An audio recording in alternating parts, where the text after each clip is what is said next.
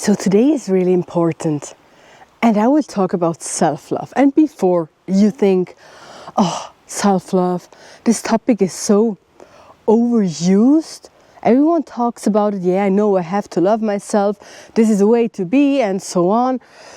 Wait a minute, because here there's a message for you. And I know that self-love is kind of really used too much. You know, a lot of people say, yeah, you have to love yourself, just love yourself. But I want to talk about, first of all, what self-love is not, then what self-love is and how it feels. What it is actually, or how it feels to love yourself really. Because I never heard that from someone, and maybe it would have helped me before. But I think that I never really found the source of really knowing and feeling by listening what it is, by listening to a story or listening how self-love really feels like. I think it would have helped me.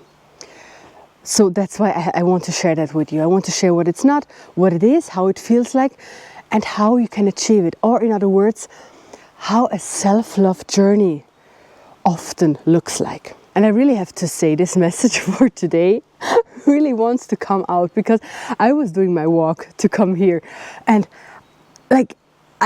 I nearly began to scream the things out, because my mind was filled more and more and more with this message, more and more details, more and more things to say and to share with you. And I was there like, I'm not in the forest yet. My camera is in my backpack. I can't film right now. I don't want to film while walking today. I want to be in the forest. And it just wanted to come out. So I know that this message is really important for you today. So what is self-love not? Self-love is not achieved by a quick fix. Self-love is a whole journey. So when someone wants to sell you a self-care product, let's say, buy this bubble bath stuff, I don't know, that's what came to my mind. Because then you do self-care, and self-care is equal self-love. And while self-care, of course, is a part of self-love, self-care in itself, at least how it is portrayed in the media or social media, is not equal self-love. Because everyone can take a bath. I can take a bath today and say, oh, I do self-care, that's why I love myself. And then I see another post or see something else, and then they say, oh, you need to do that for your self-care. And then I do that. And I do it, feel maybe good for a moment, and afterwards I feel the same as before. So using these self-care techniques, or what is sold to us as self-love, actually makes us feel more miserable. Because yeah, you take your bubble bath and you feel okay in the moment, or good in the moment, and then afterwards you feel the same as before. And what happens then? Then you question yourself. Then you think, oh, something is wrong with me, because this product now, this thing should have made me love myself, but it doesn't feel like it. I'm still in the same position as before. And with that you feel more miserable, and your self-love is even more far away. And something else, self-love is not something you proclaim and then it is the way it is. Maybe that happens for some people. I never say that it is the same for everyone. But I never actually met someone that said, well, from today on I love myself, because that's the way to go. That's a good thing. I know it's a good thing, so that's why I love myself. And then they love themselves. That's not how it works. I don't know why exactly, but what I experience and what I see is that our generations that are alive right now, and I would even say the last 100 years or less, many of us struggle with not feeling good enough, with not loving ourselves. I don't know how it was before. Maybe it was always like that, but people did not talk about it. It was not a topic because they had other problems. And we are the first ones that, most of us, not everyone in the world, but many of us, at least in the Western world, we have the time and the luxury to realize how we feel inside and what we have inside, and if we can grow and how we want to grow. So it is a privilege of us, but it also means it is a responsibility for growth. Having this privilege to care about your growth, to care about your self-love, means that you have also to take it. You have to use it, that privilege. So now, what is self-love? How does self-love feel like? So self-love is not only the opposite of self-hatred, but it is the opposite of perfection. Let me explain. Well, when you want to do something perfectly, okay, you want to do good work, that's great. But when you want it perfect and you don't accept mistakes by yourself, from yourself, then it means that you are afraid that if you don't do things perfectly, and if you are not perfect, that people will love you less, that you will not be accepted, that people realize that you are not good enough. So it has a lot to do with confidence, with self-awareness, and with self-love. So when you lack self-love, you want to be perfect all the time. I learned that a lot with singing. I thought I have to be perfect.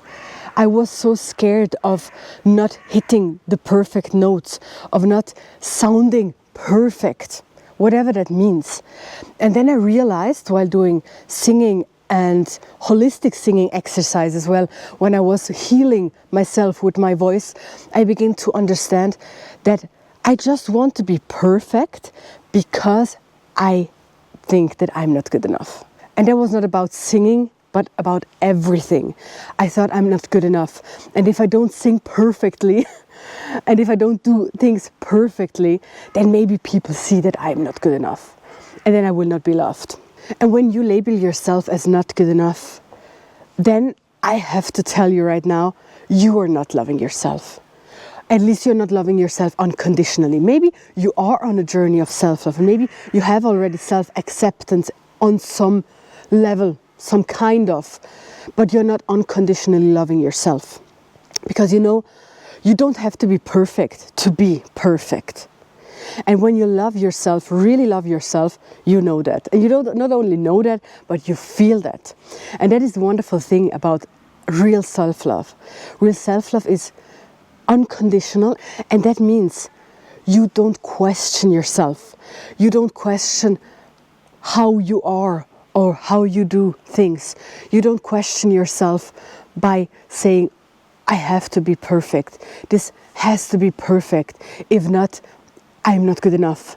The thing is not good enough. I'm flawed. And I say that you don't have to be perfect because in my opinion and in what I feel and what I see in nature, perfection is everywhere. And the perfect that we say it is perfect as humans is not actually perfect. What does perfection even means? Perfection means flawless. But you know, you in all you are, even with the things that you think are mistakes and things that you think are flaws, they are not actually flaws because you are a child of God. You are perfection in itself. You are here. You are watching a video. You're sitting somewhere and you're watching a video. And just that means that you are perfect. The way you are just yourself and you are perfect. And now I know whatever I tell you, it will not give you self-love instantly. That is not how it works, and that I already touched that a bit before. Self-love is not acquired in one day, not in one session, not in one healing. It is a journey, a whole journey. And even if it feels like maybe you will have a healing, you will have a session with someone, or you will do a course or a walk in nature, and then suddenly you have this revelation and you begin to really love yourself. Yes, that can happen. It can happen instantly. That's how it happened to me, but I will explain that in a moment. But it is not instantly, actually. It needed a whole journey before. You did not come there suddenly, instantly. No, it was the whole journey of yours, the whole self-love journey that began maybe from the moment you were born. And with that, I want to tell you that also your self-love journey will not be perfect. As some people say perfect, it means that everything just works out. No, I want to take that pressure off of you. Your self-love journey is a journey. It's called journey because it's a journey. And journeys have ups and downs. And one day you will reach your destination. And when you begin to understand that you don't have to be perfect and you are good enough the way you are, you begin to enjoy the journey. You begin to enjoy the things that you do, the videos that you watch, the sessions that you have, the healings that you have. You will enjoy them and just take them for what they are. They are healing and they are steps in your journey that will lead eventually to your destination. This is what it was for me. I was on a self-love journey for years, because if you know me for a while now, you know that I had a lot of self issues, self-hatred, really self-hatred. I had times or a lot of years in my life I really disliked myself. I hated myself. So my self-love journey was a long one. And I came again and again to the point where I said, I love myself. Well, I love myself. Now I love myself. Now I accept myself. But to be honest, it never really was the thing. I never really loved myself. I just thought that because of something I did, now I have to love myself, because this is what I had expected from me. I expected that now my journey has to be over. Now I have to love myself, because it is time, right? I'm doing that for 10 years. It is time that I love myself. Why do I need so much time for it? So I tried to be my expectation, but I actually never arrived at that destination until I had a kind of revelation, or in other words, like, I can't even say words, maybe enlightenment in that topic or something, but it was also the practice that I was making from movement and voice, that suddenly everything became clear and I was filled with so much love for myself, like I had never felt before. Like I was never actually able to imagine that. Even I wasn't able to imagine how much amazing it will feel to really love myself. And I don't say that this was the end of the journey. I don't know. I know that I never was at that point. Not even near. And I know that from that point on, life changed. And the time with myself, that is all the time, right? I'm always with myself, changed. Spending time with myself, going for a walk with myself is enjoyable. It's so much joy. When I look in the mirror, I'm just happy. I'm just happy to be with me. Feeling myself feels so wonderful. And you know, you are your partner for life. Your whole life you will be with yourself. So reaching the point where you enjoy being with yourself, it's so wonderful and it is so freeing. And here's something else that I have to share with you. I really have to share with you, is that if you want to achieve freedom in your life, if you want to be free, you can be free with whatever. You can, if for you being free means having a lot of money, you can achieve that. If free means you live outside in nature, you can achieve that. But you will never be really free until you love yourself.